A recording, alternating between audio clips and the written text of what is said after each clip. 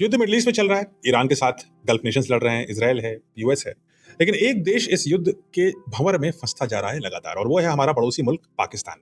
समस्या यह है कि पाकिस्तान ईरान से भी दोस्ती दिखाता है, पाकिस्तान सऊदी से डिफेंस पैक्ट भी साइन कर लेता है, और पाकिस्तान अमेरिका और वेस्टर्न पावर का भी एलाय बनने की कोशिश करता है, और चाइना से भी दोस्ती रखता है। यानी हर एक व्यक्ति से दोस्ती करके उससे लोन लेने की कोशिश करता है, और इसी लोन के भंवर में पाकिस्तान फंसता जा रहा है। पाकिस्तान की सरकार इसमें जितनी अपने आप को स्मार्ट समझती थी, शायद उतनी थी नहीं। अब हुआ यूं कि सऊदी अरेबिया से पाकिस्तान ने कहा कि मुझे कुछ शॉर्ट टर्म लोन चाहिए, कुछ जैसे आप दोस्त से मांगते हैं ना कि अगली तनख्वाह आएगी वापस कर दूंगा, इस टाइप का एक लोन मुझे शॉर्ट टर्म दे दीजिए। $5 बिलियन का, काफी बड़ा लोन था, 50,000 करोड़ का।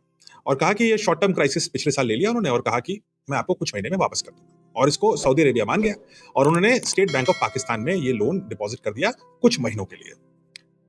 अब जब ये युद्ध चालू हुआ तो सऊदी अरेबिया का तेल का इनकम रुक गया, क्योंकि स्टेट ऑफ हॉर्मुज पे तो ईरान बैठ गया। सऊदी अरेबिया का बहुत सारा सामान टूट गया, क्योंकि ईरान की मिसाइल्स आ गई, अमेरिका ने बचाया नहीं।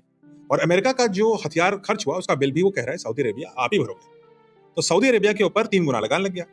अब सऊदी अरेबिया क्या करे? तो सऊदी अरेबिया ने गया पाकिस्तान के पास। भाई, आपके ऊपर क्राइसिस आती है तो सबसे पहले आप उस दोस्त के पास जाते हो जिसने आपसे ऑलरेडी पैसे लेके रखे हैं कि भाई पाकिस्तान, ये पैसा अब हम निकाल रहे हैं स्टेट बैंक ऑफ पाकिस्तान से। अब पाकिस्तान की इससे तो सिट्टी पिट्टी गुम हो गई। पाकिस्तान की सरकार ने बोला कि साहब हम तो नहीं दे सकते $5 बिलियन, ऐसा करते हैं ये 5 बिलियन जो मुझे कुछ महीने में देना था आपको वापस, इसको ना 10 साल की एफडी में कन्वर्ट कर देते हैं। यानी कि 10 साल का लॉन्ग डिपॉजिट, लॉन्ग लोन होगा, 10 साल बाद वापस करेंगे। अब आपका बैंकर अगर आपसे ये बोले कि आपकी सेविंग बैंक से मैं आपको पैसा नहीं निकालने दूंगा और जबरन आपका पैसा एफडी कर दूंगा, तो आपको कैसा लगेगा? ऐसा ही लगा होगा सऊदी अरेबिया को। लेकिन फिर पाकिस्तान ने सोचा कुछ तो देना ही पड़ेगा यार, तो वो जा करके गए अपने पुराने लोनदाता यानी कि आईएमएफ के पास, और आईएमएफ से बोला कि साहब हमें ना $7 बिलियन का लोन चाहिए। आईएमएफ ने 7 बिलियन क्यों चाहिए? चलिए जो भी होगा। अब पाकिस्तान कह रहा है कि 1.2 बिलियन तो अभी के अभी दे दो। यानी मैं एक हाथ से आईएमएफ से लोन लूं और तुरंत दूसरे हाथ से मैं ये लोन उठा करके जो पिछला लोन चुकाना था सऊदी अरेबिया को, उसको वापस करूं।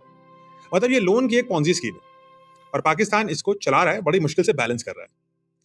सरकार की इस स्कीम्स का सबसे बड़ा इंपैक्ट पाकिस्तान की आवाम पे पड़ता है, जिसको सरकार डेलिबरेटली गरीब रखती है, परेशान रखती है। लेकिन प्रॉब्लम यह है कि पाकिस्तान में जिस रेजिम चेंज की जरूरत है वो अभी भी नहीं आ रहा। हम ईरान में रेजिम चेंज की बात कर रहे हैं, शायद पाकिस्तान में व्यवस्था परिवर्तन की आवश्यकता कहीं ज्यादा है। कमेंट्स में मुझे बताइए कि आपको कैसा लगता है, क्या ये एक तरह का इकोनॉमिक डिजास्टर कमिट कर रही है पाकिस्तान की सरकार? क्या पाकिस्तान की सरकार इस कठिन वक्त पर सऊदी अरेबिया के शॉर्ट टर्म लोन को जबरन 10 ईयर का लोन बनाने की जो कोशिश कर रही है, क्या वो जायज है?